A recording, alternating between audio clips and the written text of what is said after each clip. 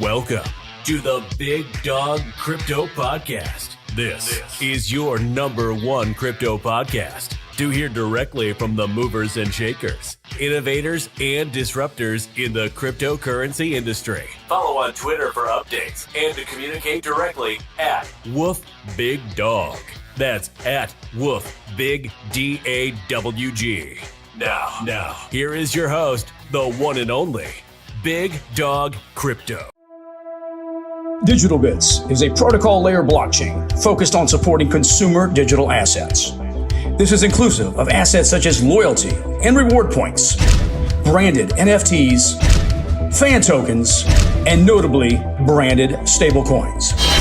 Find Digital Bits on Twitter at DigitalBitsORG. Digital Bits, making the future happen today. And welcome to the latest episode of the Big Dawg Crypto Podcast. I am your host, Big Dawg Crypto, and we have Crypto Lauren on the podcast. Crypto Lauren, how are you doing? Doing amazing. Happy to be here. So now I got to say, so now you have been on Twitter, you have been out there, you have a lot of experience in the space. You were with Blockdaemon, and you've also been at IBM. I want to cover all that, but also I want to find out what your thoughts are of the market, of the crypto market. So let's just looking at it right now. Mm-hmm. What do you think? I'm wildly optimistic just in general on crypto, especially given the recent scrutiny from our good friend Gary over at the SEC and seeing sort of how these huge companies are responding and saying, hey, we'll work with you.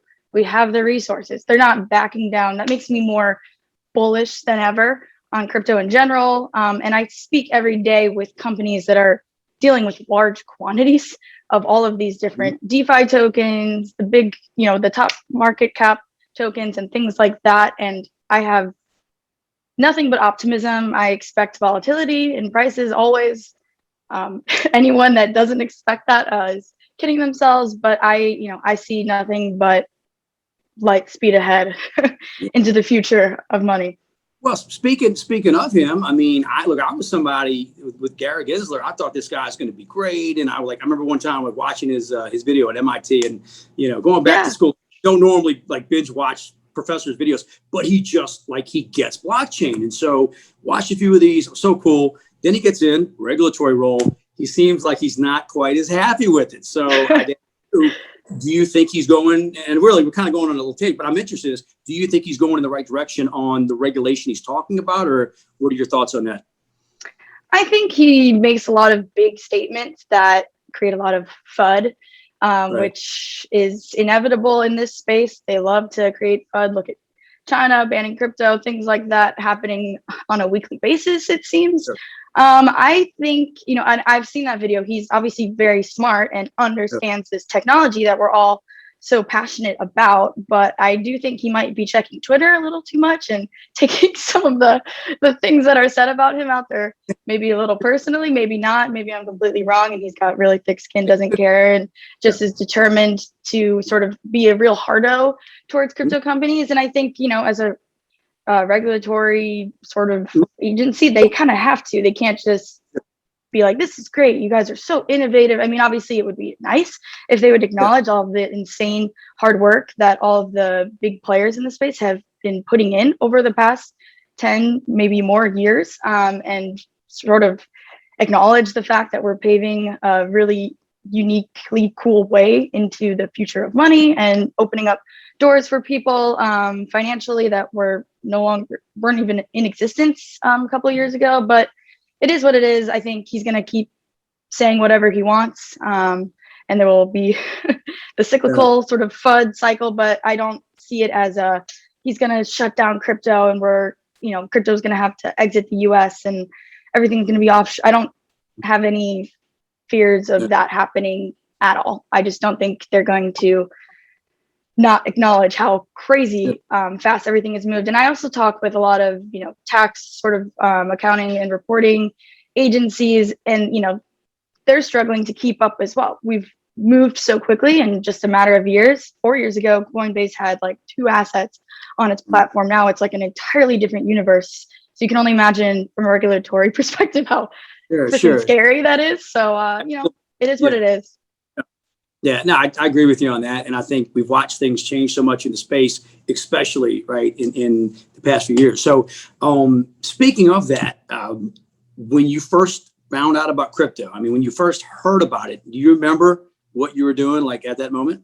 Of course. Yeah. So I joined IBM in 2017, which is around the time that they started to really ramp up their blockchain offerings and sort of internal practice. And I remember at this time, IBM was interacting with the Stellar Network for a WorldWire sort of pilot project that no longer is happening, but it gave me early exposure to sort of the Stellar Network and led me to crypto in general. And I do remember reading one quote that made me sort of obsessive with crypto and really passionate and motivated to get involved. I can't remember who said it. Maybe it was like Jed from Ripple or something like that, but it was the fact that you could, in some cases, literally ship a box of cash faster than you could wire it through a bank, trying to send money from yourself to someone else. And that to me was like mind blowing. So from there, I took a deep, I'm like, that's ridiculous. It, made me like excited, but angry and things like that. And I was quickly linked up with someone, an IBMer in Singapore, who was working on creating sort of a digital asset practice within IBM. And I got involved with that. So starting, in 2017, I was able to start going and meeting with these crypto companies that have since grown an insane amount. And I also started posting a lot on LinkedIn, Twitter, Medium, and any platform I could post on. And it landed me a nice seat on a panel actually at a blockchain summit in the midst of the crypto winter in April 2018, right after we saw Bitcoin go up almost to 20K and then shoot right back down. And a lot of people had to really learn how to survive that year in crypto. But since then, my sort of excitement has not subsided at all. I've never had any doubts about crypto in general. And now I'm happy to be at Blockdaemon, really helping grow crypto in general and make adoption easier and getting to work with all these crazy cool people in the space daily. It's awesome. I love it.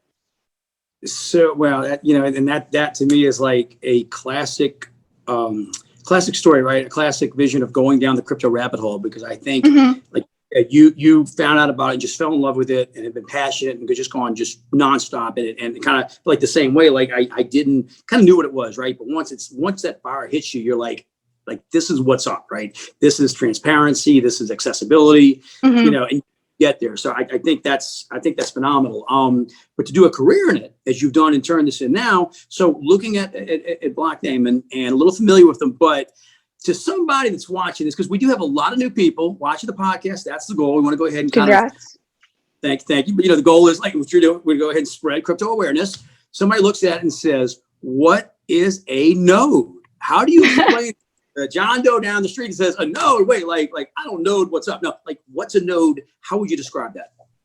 A node is a node. It's really just another way to refer to a computer system that is using computational power to confirm transactions, to participate in the network. The older form of a node would be similar to that of a Bitcoin miner.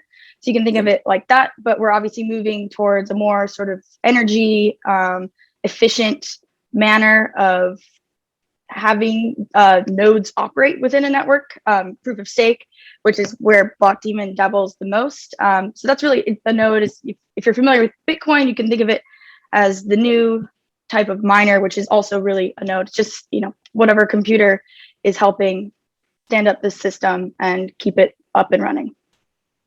Nice.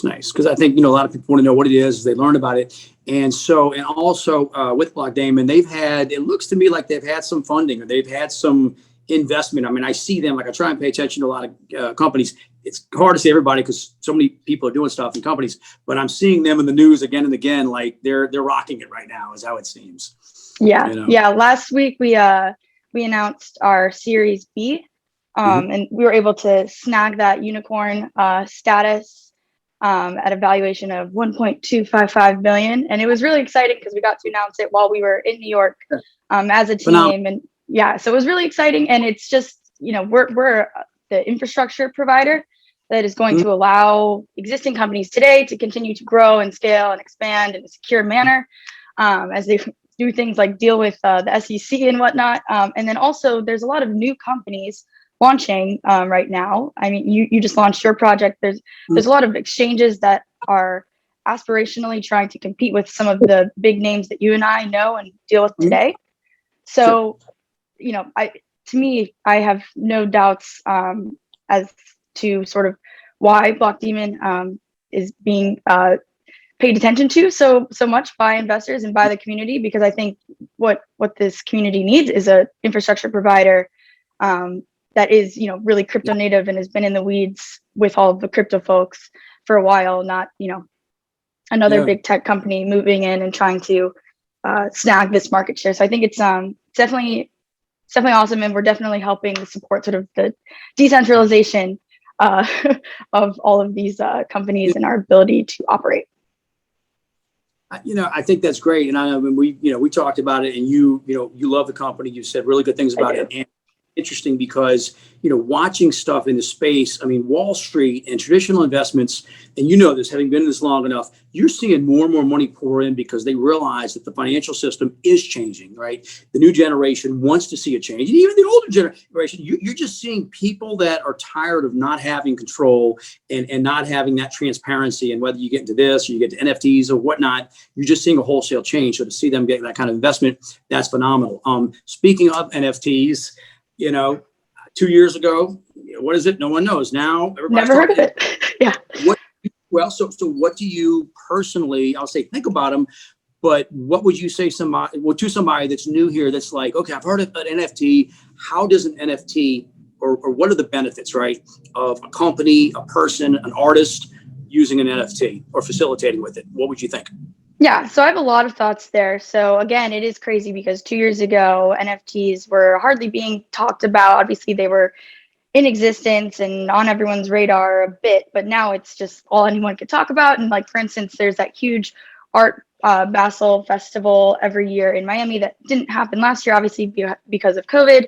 And this year, one of the huge focuses of the event is NFTs. And 2 years ago, when it's a massive art festival, people come in from all over the world to participate in sort of this art festival. 2 years ago, no one was talking about NFTs. It was hardly even, there was nothing on the the track that had to do with it. Now there's like an entire track dedicated to it. There's an entire event dedicated to NFTs around it. That to me is a huge testament to how quickly sort of the word spread and how quickly people are getting excited and embracing it. I used to, sort of dismiss NFTs. I didn't think that they weren't a real thing and a, valuable piece or, sort of contribution of technology to just the crypto space in general. Saw the value, but I just kind of didn't care. Now I care a lot because I think, one, all adoption is good adoption to some extent, but I'm seeing a lot of friends who I try and convince to invest in crypto, and they're, they won't, they can't be convinced. They'll take their sweet time to get comfortable, no matter how many times I tell them to take a closer look and get comfortable with it, whatever. I see a lot of those people that won't invest in crypto investing in NFTs because to them it seems, very different compared to, getting, going on MetaMask and buying ETH or getting on, an exchange and doing something like that. To them it's different, but it's still helping grow the adoption of crypto in general, and sort of proving out how the technology works. And a lot of these NFTs are built on these fantastic DeFi networks and things like that. So I think NFTs are going to really, really help ramp up adoption in areas where we wouldn't see adoptions. A lot of people, like I said, that are buying NFTs, I think wouldn't be investing in crypto necessarily. So it's great to see adoption grow in that way.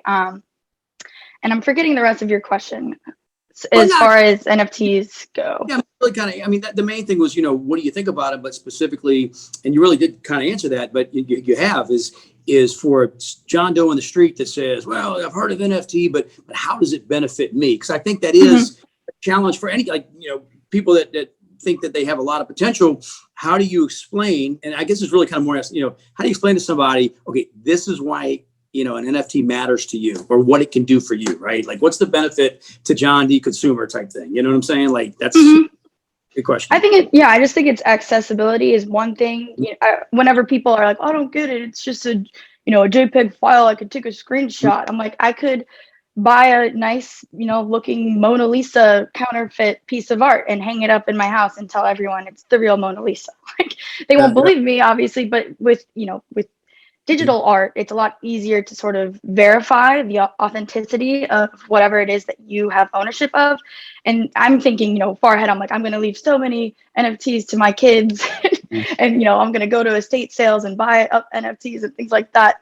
I think the transferability is a lot more legit, and more people can get in on it. It's not, you have to send your broker to an art auction and phone in and tell them what price things to throw up and stuff like that. So I think it's allowing more people to get involved and directly contribute to the creators that they love out there. I think it definitely opens up a huge door of opportunity for those that are creating this art. And then even in music, watching the likes of Blau, the DJ, he launched a song wherein he's allowing people via his platform to take ownership in the song, which is cool. Like, that's awesome. And that's what artists want. There's a lot of, third, sort of not third party market, but, like the resale market for like concert tickets.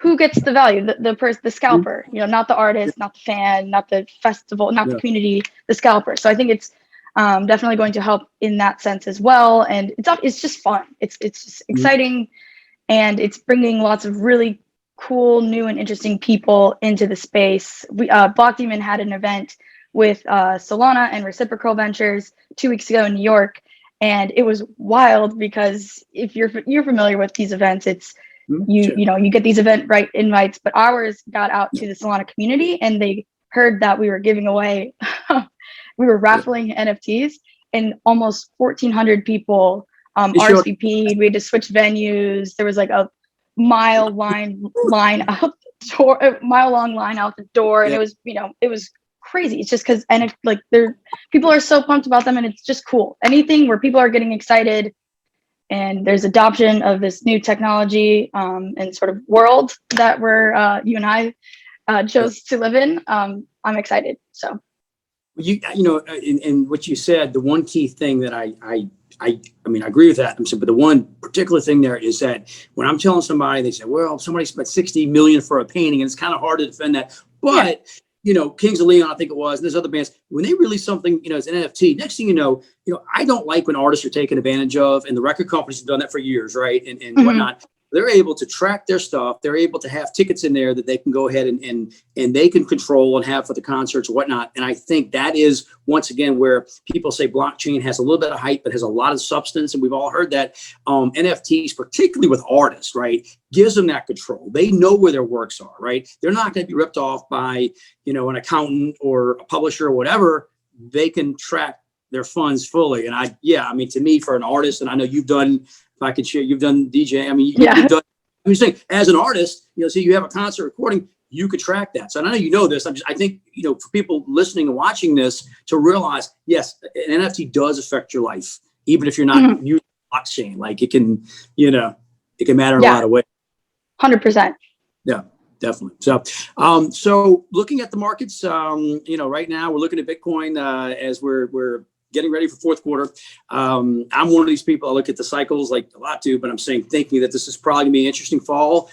Your thoughts on this fall coming up and next year? Do you see a bear market? Do you see a continuation of the bull market? Do you see a little bit of half and half? What are your thoughts about this fall and going into next year? I see a lot of interesting stuff happening. I think DeFi is going to continue to ramp up.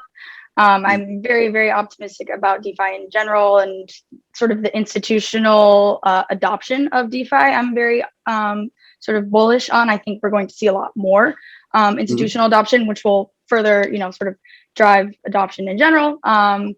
Especially Ethereum, I'm very interested to see how the merge goes, where they move Ethereum mainnet completely over to the beacon proof of stake chain, whatever you want to call it. I think that will be really interesting. We don't know if it'll happen this, winter, doubtful, or next year, possible. But I think that will be especially interesting because that's just a huge network making a huge change. And I know for a lot of Blockdaemon's customers, it'll be a big deal. So I expect to see a lot of price swings per usual. I feel like December is always a great month for crypto in general. We get excited. Obviously, I could be you never know with crypto, but I'm not, whether it goes up or down, I have no doubt in my mind that it's going to continue to be on the upward trend, but I expect price swings and crazy tweets to create market trends and things like that. Never fails. Do you want to throw out a Bitcoin price prediction for fourth quarter or range? I don't know. I could see it going back up to 60K. I want to say 100K, but I just don't know. But I definitely don't see it crashing below sort of the range that it's sat in lately. I do see it going back up. I just feel like December is an exciting month in crypto, and I expect, we just saw El Salvador approve it as a legal tender. There is a conference going on in El Salvador in November, so I expect during that week Bitcoin to really tank, because whenever there's a conference with all the crypto people gathered in one place, the market seems to go on the downtrend, and it's just crazy because we're all together and be buying, not like partying, hanging out, but exactly. So whenever, so I would say maybe 70 would be my sort of the highest I could see it going, but I have no idea, and I've been invested in Bitcoin for a while. So I'm hodling. So I'm not I have a lot of friends who are, they're buying the dip and they're doing crazy different types of trades and bipolar and crazy. Yeah, no doubt. It's gonna be interesting to see. I mean, I'm all excited for this fall without a doubt, but in general, I think next year watching more and more adoption has been awesome. It's gonna be great. So I do want to, one of the things, when you look at, there's a lot of new traders in this field. There are people that, heard about Dogecoin and they came in and they don't know anything, and I don't mean anything negative, like they just are learning about it. And I've always said, when you're in the space, and I ask my guests this a lot because it's important. I mean, I have people that have experience, you've been in the industry. Do you recommend, or how do you, let me say, what do you recommend as the best way for somebody that gets in, they saw a tweet, they really don't know much about crypto, but they want to learn. Would you recommend YouTube videos? Would you recommend podcasts, following people on Twitter, reading books? What in general would you advise new, people that are entrants into the space to learn about it? I definitely think crypto Twitter is a really, really good community to be a part of. I'm also weary of the fact that there's obviously scammers out there on Twitter, and that's something that I really dislike about some of the stuff around crypto right now, is that there's a lot of people that are open to getting involved, and they get tricked into some sort of scam because they just didn't know any better, didn't do enough research, and that's it's obviously on them, but at the same time it's just upsetting that there's such a persistent. But I think that given how diligent the crypto community is about the longevity of all of this and wanting it to be as decentralized and fair and sort of accessible as possible, I feel like that's something that the community will get a handle on soon, is preventing that from happening, more down the line. I think obviously podcasts like this one are important because you want to hear what the voices in the community are saying, and sort of tracking, the sentiment over time is also important. And you can definitely hear that in podcasts over time. And then just doing your research and asking friends that have been invested. And if you don't have friends, just reaching out to people on Twitter that are legitimate, that have, the blue check mark, or are, just clearly a real person involved, not Elon Musk 199, whatever, trying to sell you Dogecoin and demanding your, ETH wallet, your wallet address and things like that.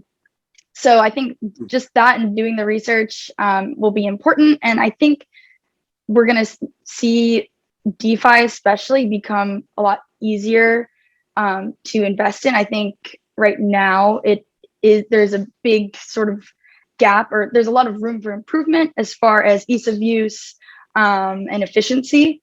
And I know, just especially after being in New York around the community for 2 weeks, I know that everyone is like amped, like really excited to make that happen. So I think, my recommendation would just be to do your research, reach out to people, but just do it. Just give yourself some exposure, and by way of exposure, you'll learn so much. So, you might be a little confused the first time you do it, but everyone is. You could invest in the traditional stock market, and the first time you do so, it can feel a little bit confusing because unless you have a huge sum of money, no one's going to hold your hand through the process. Just have you transfer a large amount of money over and say, hey, we got you. So I think it's all about not taking the risk, but just getting your feet wet, and from there you're gonna learn much more than you could just by researching. So I think just also jumping in and getting started on the various platforms out there that are not too difficult to use as a first time user. Just do it. I would add, and I agree with that. I would add one thing though, is that when you're looking at people on crypto Twitter, and I'm always trying to find, good accounts to follow and people that have good content. And when people, one thing I really like, and I've always appreciated this, but especially over the past few months, just, going and working on some different things, and the amount of help you can get from people that are just willing to help you in this space. It's like, I'm more convinced than ever we have some of the brightest minds in the world, which is why crypto is doing so well. But I think in general, if you're coming into the space and you find some good accounts, hey, look at their history, right? Look what they've done. But if you have an account that's just done people are going to actually call, like, you can find, you know what I mean? It's not like you could do that on crypto Twitter. Like, our community, I think, it's fiercely protective of each other, but also we see somebody that's doing a scam or whatever, you know what I mean? Like, they will call it out. So I agree. I'd say, like, do the research, right? But remember, it's going to be there for you. So, Exactly. A very unique community. It's awesome. I agree with that sentiment. Especially after, again, I was just in New York for those two conferences back to back. It was a lot, but it's just amazing how much this space has grown. Like, just these companies that were just, I remember a booth with 3 people 3 years ago are now these hundreds of people companies worth over $1 billion, and they have millions and millions of users, and they're doing so much to just enable people to get involved with them financially. I love, like the unbank yourself sort of rhetoric, like Celsius and all those other great companies have. It's just, to me, the amount of talented people of any age that, especially this year, there were so many really, really smart people there that were like, I'm breaking into crypto. I'm here to, I'm getting my feet wet. I'm just getting started. And they're brilliant minds from all over, young and old. Like, it's just crazy. So many people are being drawn to this. And I think the people that are being drawn, we all have that like-minded, like, just because it's the way it is doesn't mean it has to be that way. Like, let's change it. And everyone, I think, is now doing that in a way that is actually driving growth and adoption. It's not just crazy people, showing up to conferences in weird outfits. Well, because it used to be a bit of a fringe movement, and it's really just kind of taken off. And of course, you say the outfits. I know down at Bitcoin Miami, I mean, you saw that was insane.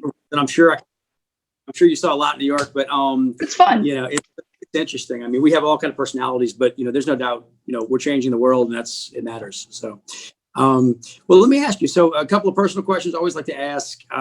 What is the best country, or your favorite country you've been to, and what's the country you want to go to? So I think my favorite place that I visited was definitely Turkey. I spent quite a bit of time in Istanbul, and I fell in love with the country and the people. It's just so different, and everyone there is so nice. And I, not to make it about crypto, but I'm excited to see more crypto adoption in countries like Turkey as well. And that was something I talked about with like every single one of my cab drivers while I was there, because I couldn't believe how cheap, things were, stuff like that. So I think Istanbul is definitely my favorite. I also really love house music, as as I've told you in the past. So I love Ibiza. I love the Mediterranean, love Europe in general. So those are my 2 favorites. Where I want to travel, basically anywhere in Asia. Definitely Singapore I want to check out. I feel like that's really become a huge hub. for crypto in general, and it's beautiful. So.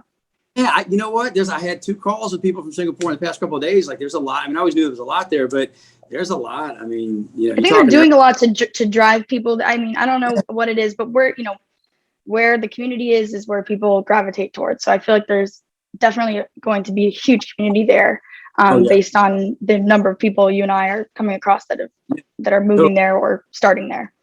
Totally agree. And no doubt about that. And as far as food, favorite meal, your favorite meal, let's just say casual, you're out, restaurant, what's your favorite kind of food? Ooh, favorite food?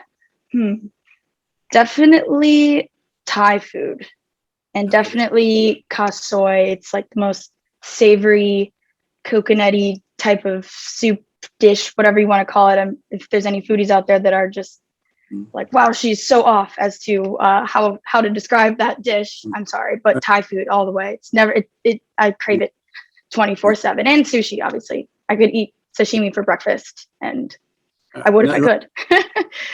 It was the cheapest cereal. Yeah, well, so and one other thing too, kind of just out of left field, but DJs, who would you say are 2 or 3 of the best DJs when you put stuff on, or that you look up to and you're like, they're just awesome? Who would you put as 2 of the best DJs? Ooh, that's a really good question. I'm really, really, really a huge fan of Chris Lake. He's a very progressive house DJ. And I think he's really brought a lot of that sort of new sound to the space, and he just messes around and is extremely talented as a producer. So he's able to do that and just experiment. And when people love it, they love it. And then I'm obviously a huge fan of the classics like Eric Prydz. He's awesome. And I've heard really cool stories about friends that have, or friends of friends, who knows, it could be totally just a fabricated story, but where he'll produce a song in a car on the way to a huge festival and then play it on stage. Like, that is so cool. And his music is awesome. Yeah. So yeah, he's an OG, I would say. Yeah. Nice. Well, you know what? And that's I love music. So I'm always interested to see what people say about it. You got to come out to Vegas. I need to. Haven't been there in a while. So it's and I'm surprised. I guess you're gonna have more crypto conferences there because they've had them before. I mean, obviously. Mm-hmm. Oh, no doubt. Start seeing more in 2022. You know what I mean? Because we had obviously many, and then it's been but I think you're gonna start seeing more. Oh yeah, for sure. I know Money 2020. There's gonna be a lot of crypto companies present, and that's in November. And it's crazy because Money 2020. They call it Money 2020 every year. Back in 2019, there was hardly any crypto companies there. Yeah. I could hardly find, no one had a booth. There was just rogue people wandering around that I was trying to track down to talk to at the time. Yeah. And now it's there's going to be tons and tons of crypto booths, sponsorships from crypto. It's crazy. So I'm bullish on Vegas being a nice hub for those fun events. It's awesome. That's awesome. Look, I love seeing the space grow, and I love people that are passionate about it. So we'll tell people, where can they find you on Twitter? What is the best way to contact with you? So my Twitter handle is the Crypto Lauren. I'm working on tweeting a lot more and trying to make people laugh, and also stay informed on what Blockdaemon's up to and what projects we're involved in, and then anything else that's cool. Basically, crypto Twitter is the rabbit hole to go down if you're looking to have fun. I can't stay off of it. And I'm very easy to get a hold of. I'm director of sales at Blockdaemon. So my job is to be accessible and excited and open to talk to anyone. So Telegram, Instagram, Twitter, LinkedIn, any platform I'm on, I will get back to you. So reach out to me however. Awesome. Well, Crypto Lauren, I appreciate you taking the time out of your schedule to come on the podcast. Thank you. All right. Well, you have been watching and listening to the latest episode of the Big Dawg Crypto Podcast. My guest, Crypto Lauren, thank you so much. Thanks. You've been listening to the Big Dawg Crypto Podcast. Follow on Twitter at WoofBigDawg. Woof, Big DAWG. And run faster than the competition. Woof, woof.